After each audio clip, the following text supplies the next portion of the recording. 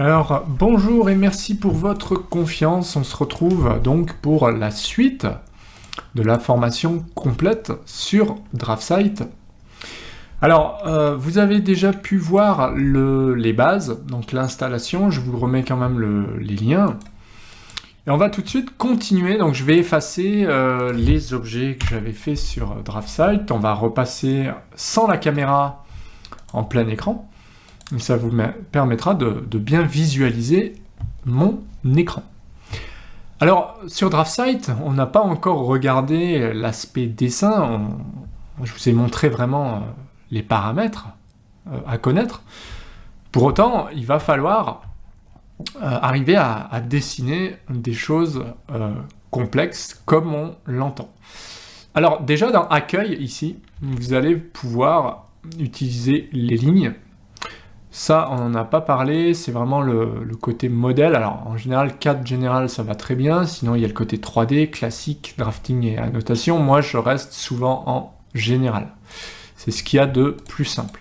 Alors, les lignes, polylignes, on va voir comment ça fonctionne, voir les cercles. Alors, en général, les lignes, on va pouvoir sélectionner soit l'option ici principale, soit avec la petite flèche ici, on va avoir plus d'options. Ça peut être demi-droite, une ligne infinie, ou d'autres lignes avec une ligne parallèle à une première ligne. Ce qui s'apparenterait sur AutoCAD à une multiligne. D'accord ? Donc ligne, si vous voulez vraiment l'option de base, vous pouvez taper directement L au clavier, hein, c'est le raccourci de ligne, donc ligne, L, et vous pouvez valider avec entrée, ou alors vous allez cliquer sur ligne, il n'y a pas de mauvaise méthode. Donc cliquez sur ligne si vous voulez. Alors première chose, bien vérifier ici ce qu'il vous demande, donc spécifier le point de départ. Point de départ par exemple ici. Ensuite, spécifier le point suivant. Soit vous tapez une valeur au clavier, vous voyez là moi je vais supposer que je suis, parce qu'on n'a pas encore regardé les unités, mais soit vous travaillez en centimètres, soit vous travaillez en millimètres, donc il va falloir spécifier une distance. Il y en a même qui travailleront en mètres, pourquoi pas. Moi j'ai plutôt l'habitude du centimètre, donc si je veux faire un mur qui fait 800, ça fait 8 mètres, je tape 800, d'accord ? Entrée. Et là, j'ai bien un mur qui fait 800. Je pourrais le vérifier avec l'outil distance, ou mesurer la géométrie ici, on pourrait le mesurer. Donc ici, je vais mettre par exemple 6 mètres, donc je clique, et vous voyez là, j'ai bien des traits droits. Alors si vous avez des traits comme ça, c'est tout simplement parce que vous n'avez pas activé ici, comme on l'avait vu, ortho. Donc activez-le. Si vous voulez faire des traits à 45 degrés, vous activez polaire et vous réglez avec un clic droit tous les 45 degrés. Voilà. Donc ici, vous voyez aussi, je peux aller chercher ce point-là, descendre pour lui indiquer que j'aimerais bien qu'il s'aligne. Donc j'ai 800 normal, donc il va s'aligner ici. Et puis là, on peut sélectionner le dernier point ici. On pourrait également lui demander de fermer. C'est une petite option que je vous donne. C'est quoi ? C'est pour clore, comme sur AutoCAD, vous allez taper F et automatiquement F, entrée, il va fermer par rapport au premier point. Donc, vous n'avez pas besoin de chercher le premier point puisque il va fermer la boîte tout seul. Ok ? Ça peut être pratique quand vous ne savez pas où vous êtes et que vous voulez fermer plus rapidement et sans risque par rapport à votre rectangle pour être sûr que ce soit bien fermé. Il y a ça aussi, notamment en polyligne, on a souvent des polylignes qui sont ouvertes à cause de ça. Si vous utilisez fermé, vous serez plus serein. Ok ? Donc les lignes, on a vu, c'est un ensemble de lignes séparées. Polyligne, c'est la même chose, sauf que quand vous allez sélectionner des choses, là si je fais F comme fermé, en fait la différence c'est que quand vous sélectionnez, c'est une polyligne, alors que là, quand vous sélectionnez, c'est une ligne. Donc pour sélectionner plusieurs lignes, il va falloir les cliquer une par une, ou alors il va falloir faire une sélection comme ça, d'accord ? Premier point, et sélectionner cette zone-là. Alors que les polylignes, vous avez juste à cliquer, c'est une polyligne. Et vous avez vu que quand ce n'est pas tout à fait la même chose, là vous n'avez que des carrés de déplacement, alors que là, vous avez au milieu, alors là vous pouvez déplacer, hein, ok?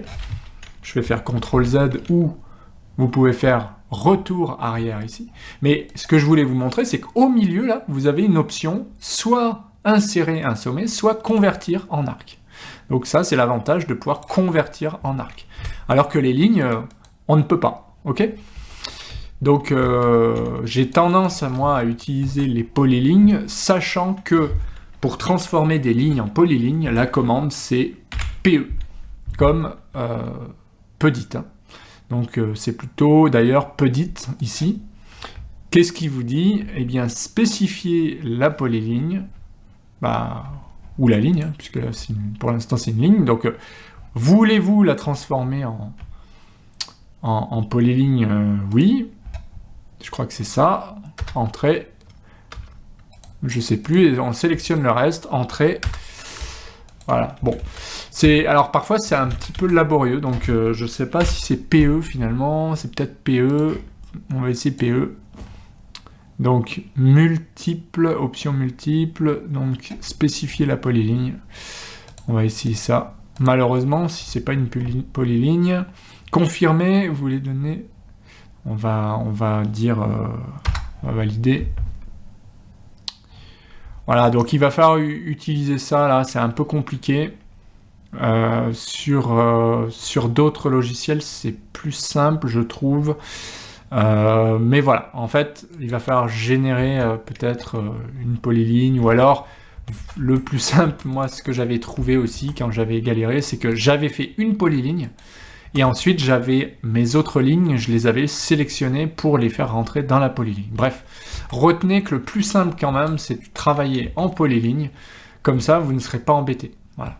Parce que là, ce sont que des lignes, donc ça va bien pour finaliser, mais c'est pas forcément évident. Voilà, donc de toute façon, ça fonctionne de la même manière. Si je décompose une polyligne, ça devient des lignes. Et si je travaille avec la commande pedit, je pourrais me débrouiller pour réaliser des polylignes.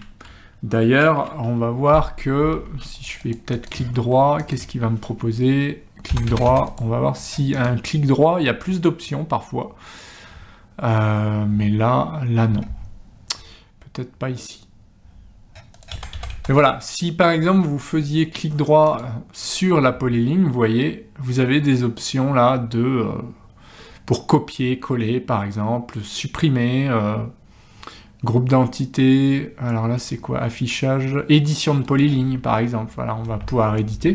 Et sinon, on l'a pas encore vu, mais dans les modifications ici, vous allez pouvoir exploser, alors je sais pas où ils l'ont mis, là peut-être, éclater, voilà.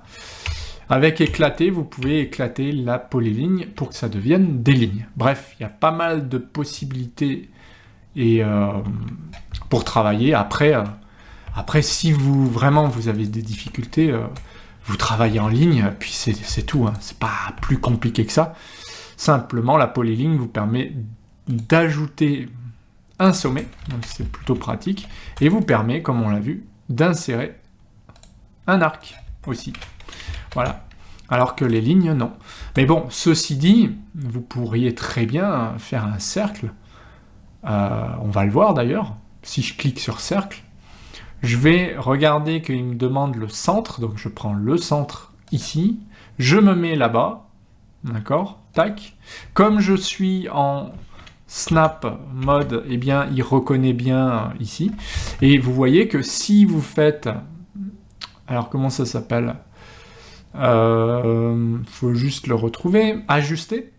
Donc vous voyez avec le petit ciseau là, eh bien vous allez faire ajuster. Il vous demande quel objet vous voulez ajuster. Ben, je vais sélectionner pour l'instant ça. Donc ces objets-là, je fais entrer.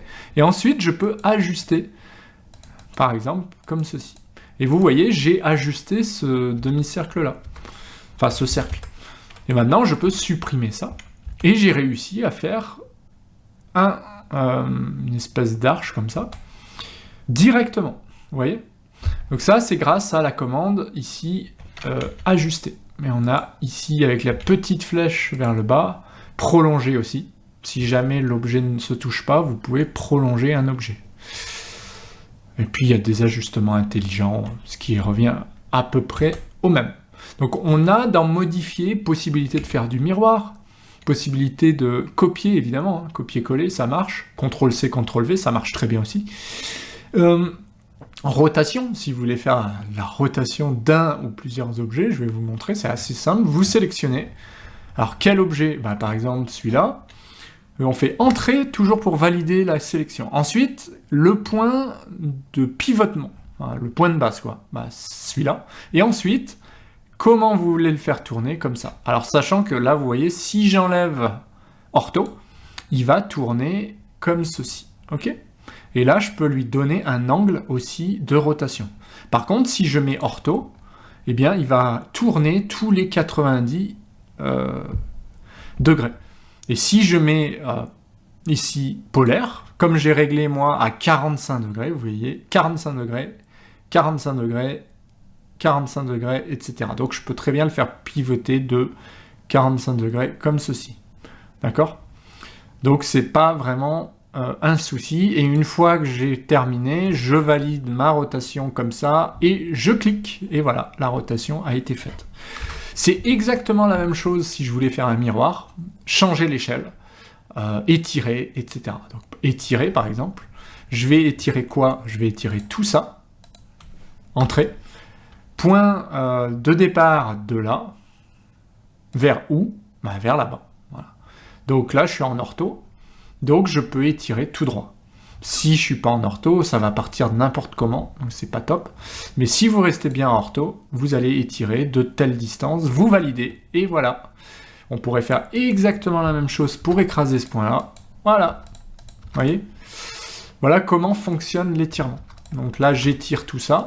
Là, je peux étirer tout ça. Attention, si j'étire que ça, j'étire que ça. Ok? Donc, c'est assez intéressant.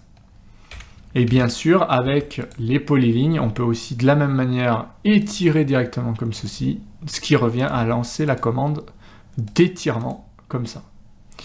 Ou alors de déplacement comme ça. Voilà.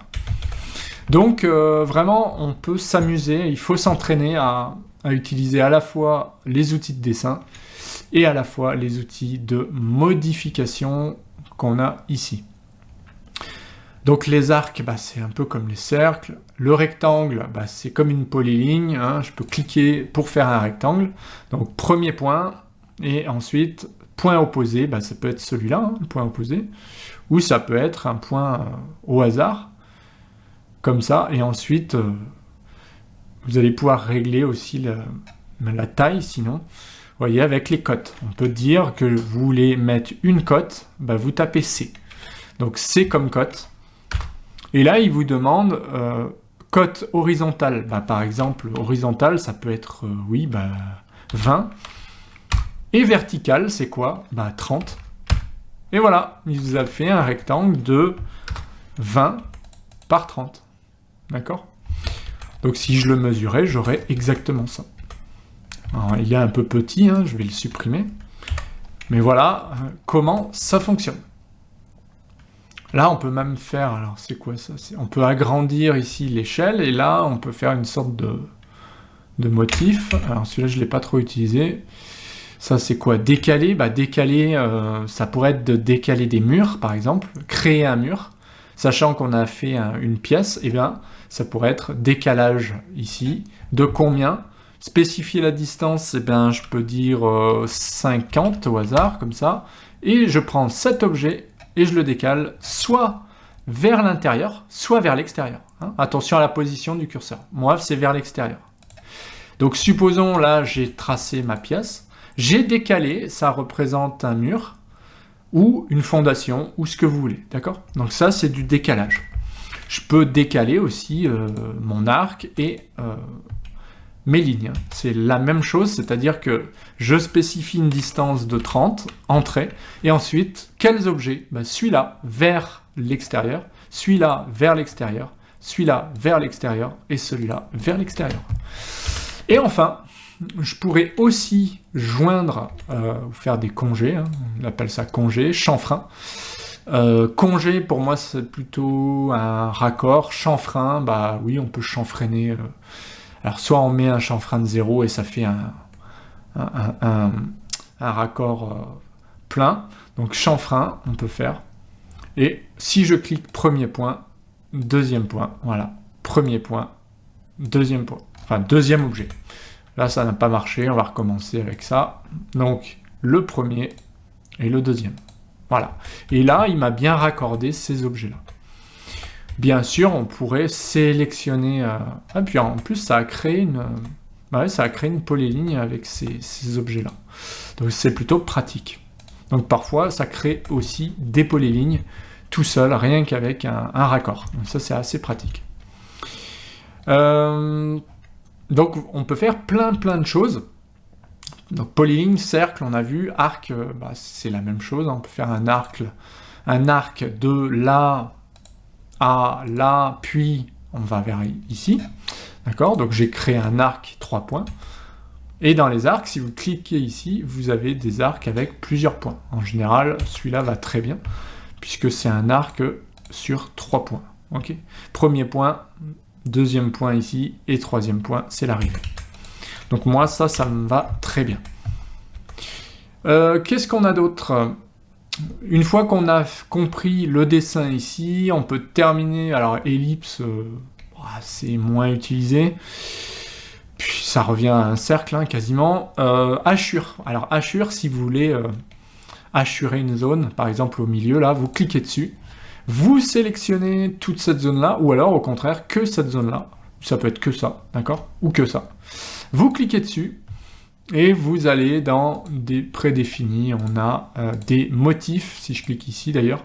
C'est mieux, je vous conseille de cliquer là. Et vous choisissez un motif qui vous plaît. Ça peut être ISO là, exemple, je sais pas ce qu'il y a dans exemple, de la brique, ou des personnalisés, exemple. Voilà, on peut mettre par exemple des choses comme ça, en faisant OK. Voilà. Et là, automatiquement, il m'a fait ça. Si je clique ici, je peux très bien double-cliquer ensuite. Donc j'ai fait échappe. Et si vous double-cliquez, vous pouvez modifier à nouveau le motif dans la barre des propriétés ici. D'accord? Ou alors vous retournez dans l'édition de hachure, vous recliquez ici et vous pourrez changer directement en mettant des étoiles et en changeant aussi l'échelle. Hein, parce que là, on voit que l'échelle, elle est un peu petite. Si je mets 5, entrée, eh bien, j'ai une échelle de 5. Alors, vous voyez, on peut aussi séparer les hachures en sélectionnant et en faisant séparer. Et comme ça, celle-ci, je peux lui dire que c'est, par exemple, ça. Et celle-là, ça reste des étoiles. Voilà comment on est capable de gérer des hachures. Ou alors, vous les faites petit à petit. Là, j'ai voulu cliquer plusieurs points et les séparer. Mais après, je peux très bien dire que je vais hachurer une zone, puis hachurer une autre, etc. etc. Enfin, il n'y a pas de mauvaise méthode. On hachure tout, on sépare, on modifie, ou alors on hachure petit à petit, selon ce que vous voulez. Puis il y a aussi des zones remplies, des contours, etc. Enfin bref, en général, on va rester sur hachure aussi, ça va très bien, puisqu'on va pouvoir sélectionner les objets. Voilà. Ensuite, une fois qu'on a vu dessin modifié, on a fait un peu le tour, hein, ici, on va s'intéresser au texte et aux cotes. D'accord? Alors, les textes, ça va être ici, donc il y en a des notes simples ou des notes classiques. Donc, notes classiques, ce sont des textes multilignes, avec retour à la ligne, etc. Tandis que note simple, c'est juste une note basique, où on va écrire, par exemple, quelque chose de très très simple. Alors là, il me demande la hauteur du texte. Alors je ne sais pas si j'ai validé, je mets rien en général, je mets entrée. Et là, je peux mettre test, voilà. Donc là, j'ai une note très très très simple, sans plus d'options que ça, si ce n'est écrire une note facile et rapide. Par contre, si vous sélectionnez une note plus complexe, vous allez devoir faire ça, jusqu'où va la note? Bah, par là. Et là, test, entrée, entrée. Ça va être sur plusieurs lignes. Et vous voyez, bon, bah là, la taille était pas bonne, donc on peut la modifier en sélectionnant dans Propriétés. Et par exemple, je vais mettre 12. Alors non, ça c'est la hauteur des lignes, je me suis planté. La hauteur du texte, c'est ici, d'accord? C'est ça. C'est la hauteur du texte complet. Donc là, je sais pas combien il va me mettre. Voilà, je vais mettre 50 au hasard. Je peux même mettre 100. Voilà. Et pareil, là, c'est une note simple, mais on peut quand même modifier sa taille ici. Je vais mettre 100 aussi. Donc, note simple, je double-clique, je modifie. Note complexe, il y a un petit peu plus d'options ici, mais vous voyez, par exemple, texte, test. Donc là, je peux écrire comme ça. Je peux double-cliquer. Et vous voyez, soit là, il va chercher sur une ligne, soit je l'oblige à revenir à la ligne comme ça. Ou alors, je l'oblige aussi en sautant des lignes manuellement. D'accord? Si je fais entrer, il revient à la ligne. Donc, on est plus sur du traitement de texte, alors que là, on serait sur une note simple. Donc, si vous avez des choses complexes à faire, vous allez utiliser ça pour des retours à la ligne, etc. Sinon, les notes simples, ça va très bien. D'accord? Repérer une fenêtre, repérer une porte, ça va très bien en note simple, ici. Non, on n'est pas là, on est ici. Voilà, donc repérer un poteau, une porte, c'est ça, et faire une légende, un nota, ça sera plutôt... alors, je vous dis, c'est le contraire. Là, c'est multiligne, donc plutôt nota, légende, et note simple, repérage de poteau, porte, ouverture, quelque chose de très très rapide, très simple. Voilà. Alors les cotes, très important les cotes. On a des cotes intelligentes qu'on peut utiliser la plupart du temps. Sinon, on va choisir des cotes parallèles, linéaires, angulaires. Donc là, c'est vous qui avez le contrôle. Alors que intelligent, c'est lui qui décide. C'est-à-dire qu'intelligent, si je me mets là, il va coter un arc, comme ça. Si je me mets là, il va coter une distance. C'est assez intelligent. Ok ? Et si je dis je veux coter par exemple cette ligne avec cette autre ligne, il va conclure que je veux finalement un angle. Logique. Si je prends que ce point-là, il va me mettre la cote à côté. Donc voilà. Voilà pourquoi c'est des cotes intelligentes. Voilà. Vous voyez, c'est très très très facile. Et pour autant, ça marche très bien. Si je me mets là, il va comprendre que c'est comme ça, sauf si j'utilise plutôt un type de cote linéaire. Linéaire, même si je prends de là à là, eh bien ça restera linéaire, d'accord? Donc au lieu d'être aligné, ça reste linéaire. Donc selon le cas, ça peut être judicieux d'avoir une cote linéaire plutôt qu'avoir une cote alignée. Voilà comment ça fonctionne. Donc ça, c'était les cotes ici. J'ai plutôt tendance à utiliser les cotes intelligentes. Si vous voulez modifier le style de texte, il va falloir aller dans « Annoter ». D'accord ? Et là, vous pourrez modifier, par exemple, cette cote. Là, on n'en a qu'une, c'est ISO 25. C'est lui qui l'a créé dans le template. Et là, ce qu'on va pouvoir faire, c'est lui dire eh bien ça tu me le modifies, donc je sais plus là sur quoi il faut appuyer, peut-être parce que sur AutoCAD c'est autrement, on va voir. Ouais, alors sinon il y a quelque chose de tout bête, faut pas s'embêter, c'est là qu'on va utiliser format, d'accord? Donc je suis retourné dans accueil et format, de toute façon format, il y a style de cote, voilà. Donc on va retrouver les cotes et on va pouvoir l'éditer sur place ici avec éditer. Et là, on peut même changer la taille des flèches, mais ce qu'on va faire, c'est qu'on va ajuster en général, parce que vous voyez, le facteur d'échelle va mettre x2 par exemple. Donc si je fais 2, je fais OK, tout va être 2 fois plus gros, je fais Entrée. Et là, peut-être faire un petit régène, régénérer, voilà. Donc régène. Parfois ça fonctionne, parce que là j'ai l'impression que ça n'a pas marché, je sais pas pourquoi. Ou sinon, pourquoi ça a pas marché? Ça se met pas à jour tout seul en fait, on dirait. ISO 25, ouais c'est bizarre. Donc sinon, on va refaire format style de cote. On va vérifier que c'est bon. Et si je fais... si je fais éditer, on va regarder ce qui se passe. Ajuster, on va essayer de faire x10 pour voir. Parce que peut-être que... Ah oui, voilà. C'était pas assez, en fait. Donc dans éditer, j'ai été dans ajuster, j'ai fait facteur d'échelle x10, comme ça c'est plus gros, et je fais OK. Et là, pour le coup, j'ai quelque chose qui me plaît davantage, parce que c'est quand même plus visible, ok? Donc voilà, autant les textes, on peut les paramétrer dans propriétés, autant les cotations, pour toutes les changer d'un coup, il vaut mieux aller dans format, style de cote, et ça serait la même chose pour les tableaux un petit peu, ou même les textes, si vous voulez tout changer d'un coup, ok? Donc pour les cotes, on sera obligé d'aller dans format style de cote plutôt. Et je vous rappelle qu'il faut activer cette petite flèche là et activer la barre de menu pour retrouver aussi format style de texte, de cote. Voilà, c'est quand même mieux. Et on peut aussi en créer par exemple pour d'autres unités. Ça peut être bien. Voilà comment ça fonctionne sur DraftSight. Donc on a vu les dessins, on a vu les modifications. Maintenant c'est une question de travail et d'habitude, il va falloir s'exercer. Et on va faire ça dans un petit exercice juste après. Et on a vu les cotes, les textes. Après bon, tableau, ce sera la même chose. Ça c'est quoi? C'est insérer. Linéaire on a vu, donc on peut choisir aussi soit comme ça, les cotes. Là, c'est plutôt c'est plutôt autre chose qu'on va moins utiliser, il me semble. Ce sont des lignes d'attache, donc on peut tester. Hein. Par exemple, ligne d'attache, si je clique ici et que je mets test, en fait, c'est quoi?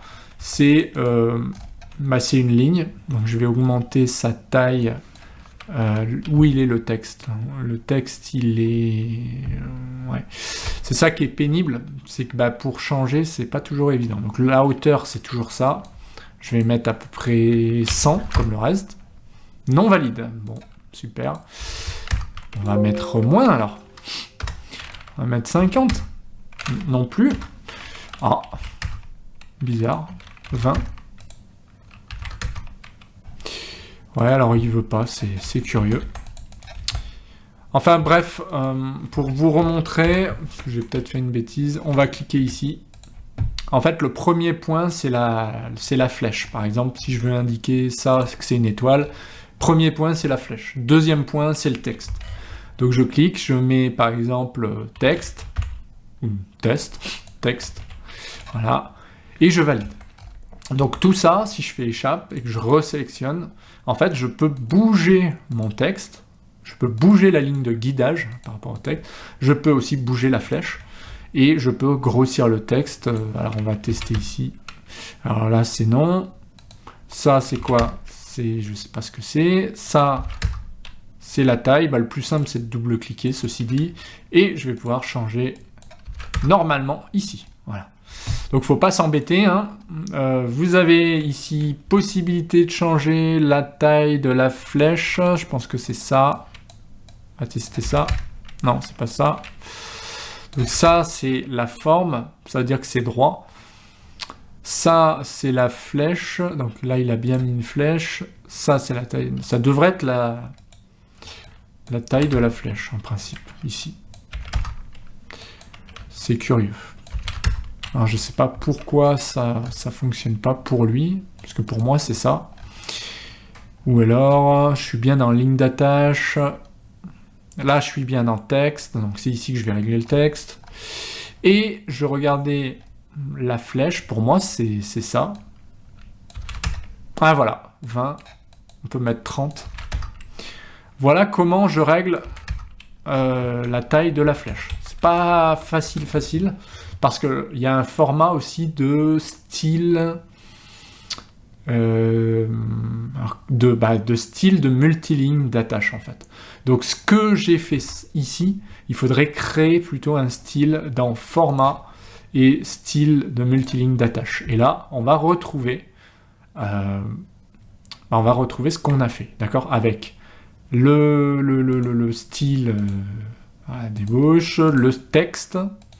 On va retrouver Airline, donc c'est la flèche, plus la taille, en principe, et multiligne d'attache. Voilà, il va falloir régler. Enfin bref, c'est pas forcément évident.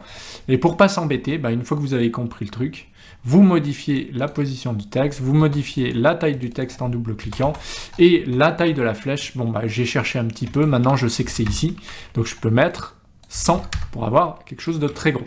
Ou, voilà, là c'est trop gros, donc ça se voit pas, mais 60, là c'est pas mal. Là on a quelque chose de pas mal. Donc j'ai mis un texte ici. Bien sûr, si je fais CTRL-C, CTRL-V, je peux le mettre aussi là-bas. Là, ça pourrait très bien être un objet là, d'accord, et un autre objet ici. Donc ça, c'est assez pratique. Après, rien ne vous empêche de dire, moi, je laisse mon texte et je dessine un trait. Ça va aussi vite de faire une ligne, en fait. Je pourrais très bien dire, je fais une ligne comme ça. Voilà, il y en a qui le font. On vous en voudra pas. Mais, bon, s'il y a un avantage, c'est que ça te permet d'avoir la flèche associée au texte. Voilà. Et il y a quelques petites options en principe. Si je survole là le petit carré, clic droit, peut-être, clic droit. Ouais, on peut ajouter une ligne d'attache en fait. Voilà. Donc vous voyez, en fait, on peut ajouter une deuxième ligne d'attache sur le même texte ici. Et ce qui fait que si vous bougez le texte et que vous le mettez là-bas, ça peut suivre automatiquement. Voilà l'avantage de cet outil de multiligne d'attache en fait. C'est vraiment utile pour repérer un maximum d'éléments, même si c'est un petit peu plus compliqué, on l'a vu, à utiliser. Moi je sais que j'aime bien l'utiliser une fois que c'est bien paramétré, c'est mieux qu'un texte basique, puisque on peut lui dire de mettre une ligne ou pas, de mettre une flèche ou pas, etc. Vous voyez là, par exemple là si je mets spline, il me fait carrément des lignes en spline. La flèche, elle est où? La flèche, elle est normalement là, donc plein fermé, mais vous pouvez dire je veux vide fermé, enfin vide fermé, donc elle est vide, il n'y a plus de hachure. Et vous voyez, vous avez aussi d'autres types de lignes, donc c'était ça, avec par exemple des boîtes, voilà, pourquoi pas, ou carrément oblique. Donc ça c'est plus pour les architectes ici, mais bon, ce sera plus pour les cotes. Et triangle, aussi des références, ou d'autres choses comme ça. Donc là, il y a énormément de possibilités. Ça peut être aussi des flèches personnalisées. Je ne vais pas trop en parler, parce que c'est plus complexe. D'accord? Donc là, fermé et plein. Ça peut être tac, tac. Donc c'était quoi? Plein, fermé, tac. Voilà, comme ça, c'est plein. Donc c'est mieux. Celui-là est pas mal. Donc voilà comment ça fonctionne. Donc on a vu un peu tout ça. Et on verra, on va voir dans le cours suivant un petit peu plus de choses dans un cas, on va dire, pratique.